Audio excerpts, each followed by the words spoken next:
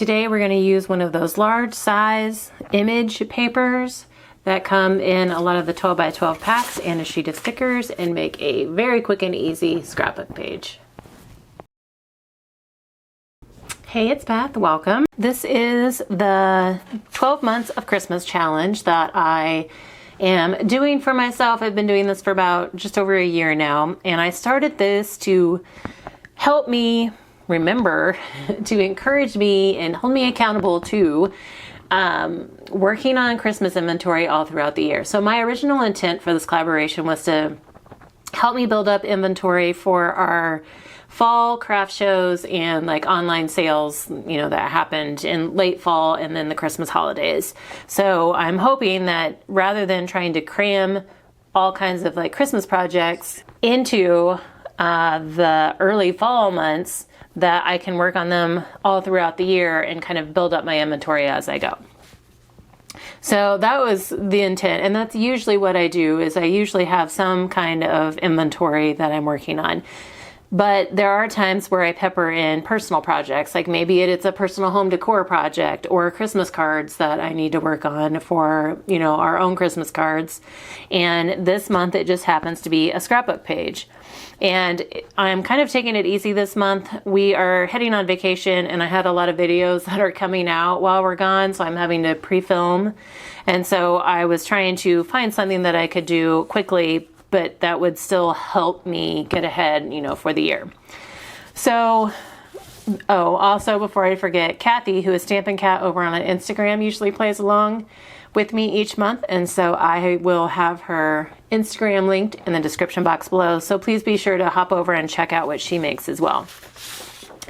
Earlier this month, when I was looking through my loose papers, the theme for Smash Our Stash was like loose papers that you had in your stash that weren't part of a collection or a pad.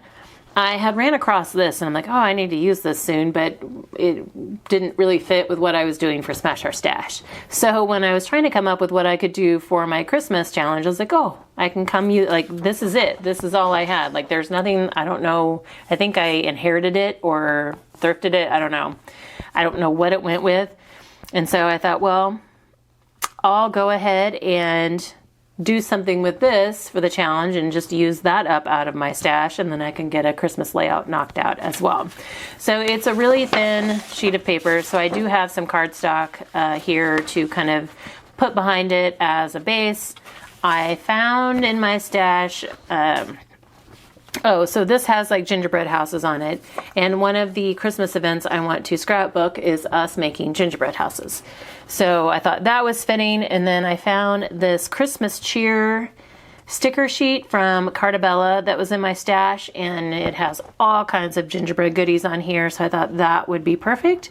So I may pull in some additional scraps just to kind of help me get a layout going, but otherwise I'm hoping this will be a quick and easy layout that I can get these photos scrapped and this sheet out of my stash. So let's see how it turns out. I am going to trim all of my photos down to 4 by 4 inches.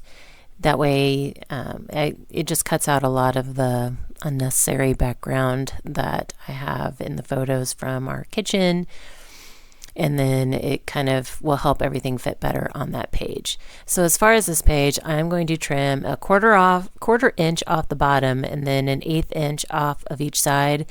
The top was already, like the scalloped frame was already pretty close to the very top of the page, so I didn't take anything off the top.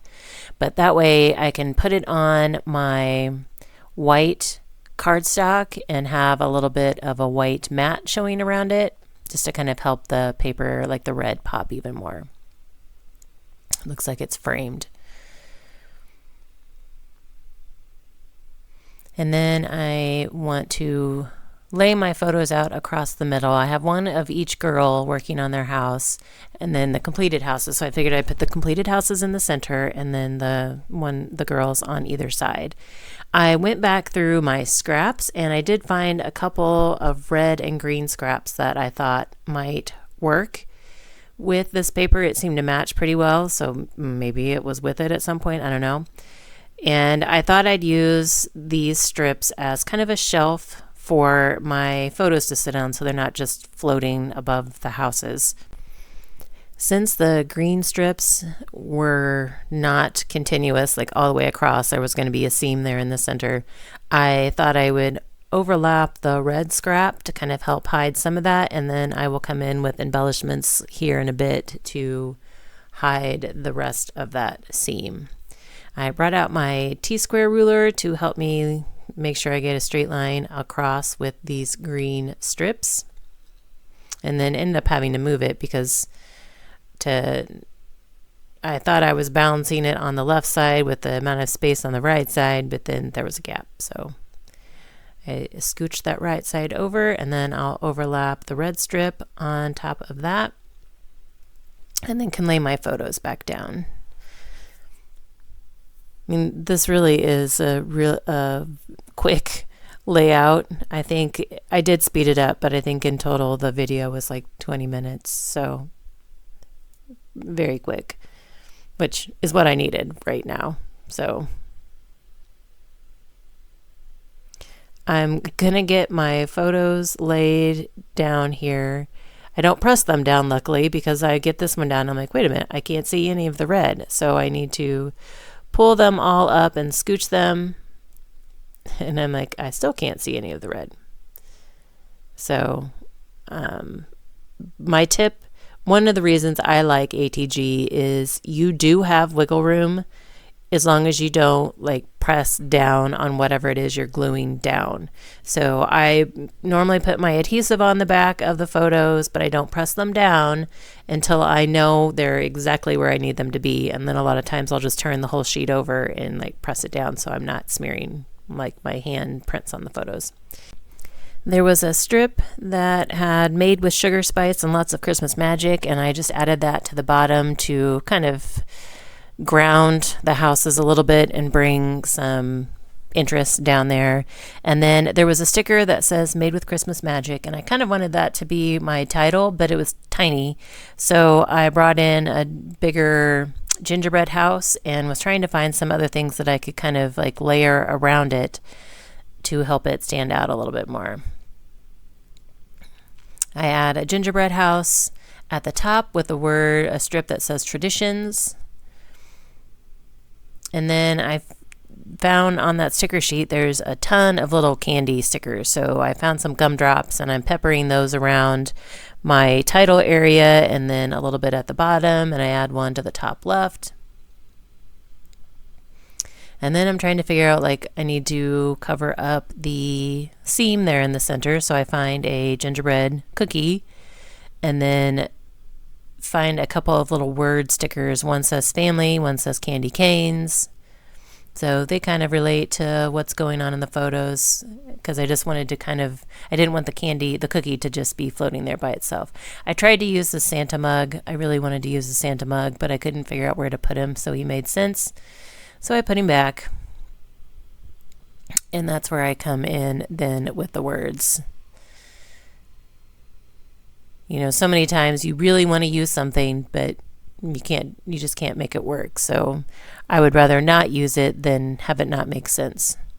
I decided to go ahead and add my journaling at the top. I just have the date and then talk about a little bit about, this was our annual tradition of making the gingerbread houses, and you girls are getting much better.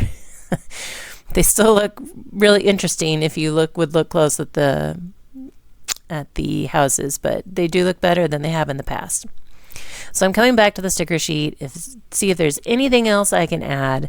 I do add some little stars, and then I can't figure out anything else without it looking like I just threw a bunch of stickers on. So I decided less is more. Here's the completed layout. Thank you guys so much for your time, and hope you all have a very crafty day.